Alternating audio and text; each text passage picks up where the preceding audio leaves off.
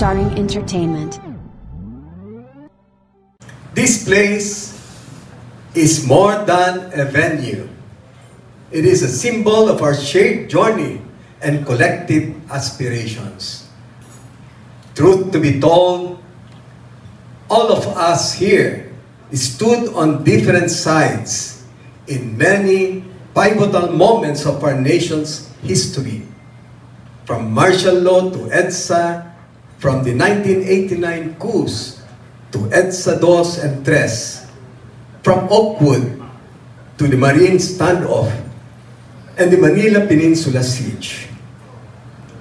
Through the presidencies of Ferdinand Marcos, Cory Aquino, Fidel Ramos, Joseph Estrada, Gloria Macapagal Arroyo, Noynoy Aquino, Rodrigo Duterte, and Bongbong Marcos, we have witnessed and participated in the challenging yet resilient journey of our beloved Philippines. Yet, despite our varied allegiances and experiences, we gather here today not as allies of many political factions, but as brothers in arms who have once and always will put our lives for our children, families, and fellow Filipinos. We stand united in our service to the Philippines, in our service to God. We find ourselves at a crossroads. Our people are frustrated by the pervasive issues that plague our daily lives. The continued corruption in some government agencies that undermines our progress.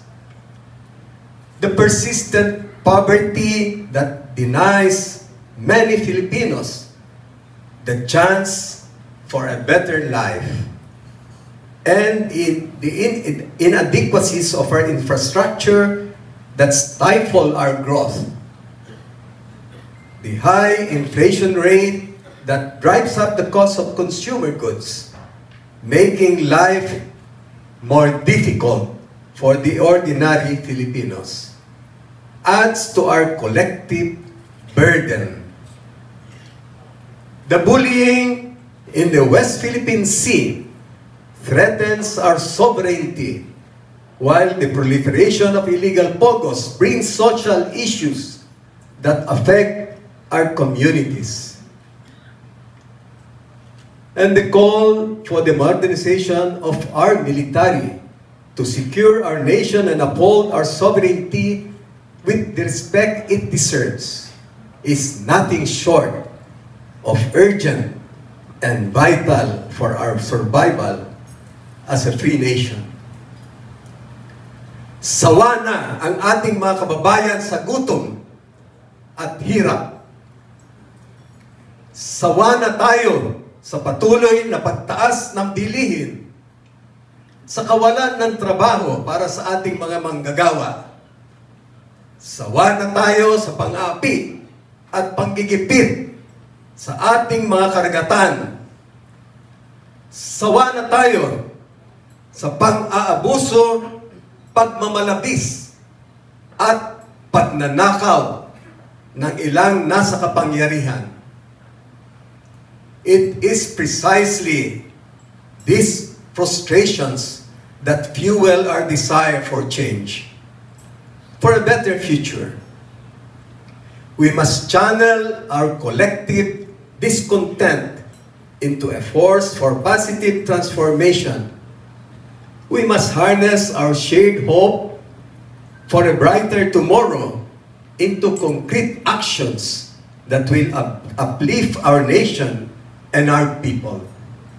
As we look ahead to 2025, let us remember that our mission transcends mere electoral success. It is a quest for the soul of our nation. It is a struggle to rekindle the flame of patriotism in every Filipino to remind ourselves and our fellow countrymen that the Philippines is worth fighting for. Our history is a testament to our resilience and our capacity to rise above adversity.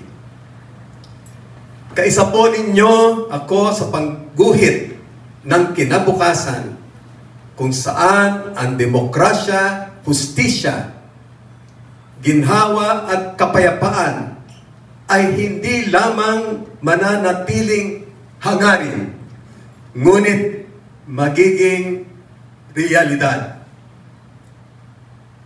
I express my deepest gratitude to all of you for placing your trust in me as we approach the crucial elections of 2025.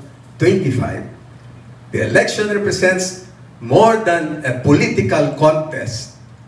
It is a pivotal moment to restore the faith and truth of our people in our democratic processes. It is a call to reinvigorate the spirit of nationalism and patriotism within us. A spirit that compels us to live, fight, and if need be, die for our country. As we have demonstrated on the battlefields many times over. To my esteemed colleagues, you are my inspiration in this endeavor.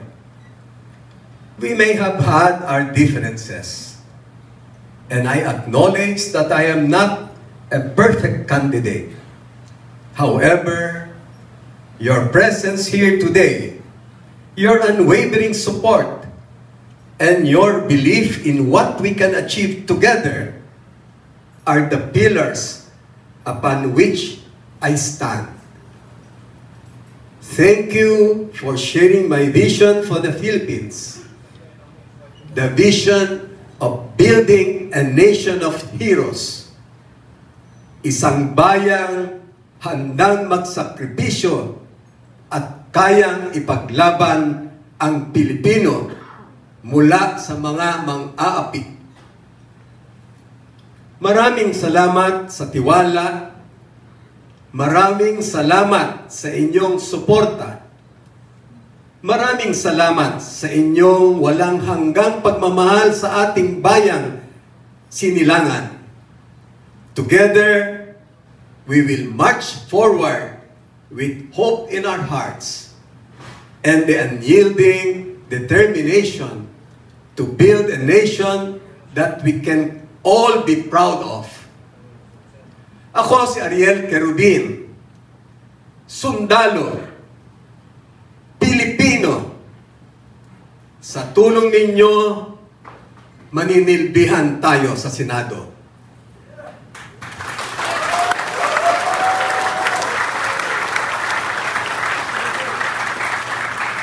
Mabuhay ang ating sandatahang lakas, kapulisan, at ang Coast Guard. Mabuhay ang sambayanang Pilipino. Mabuhay ang Pilipinas.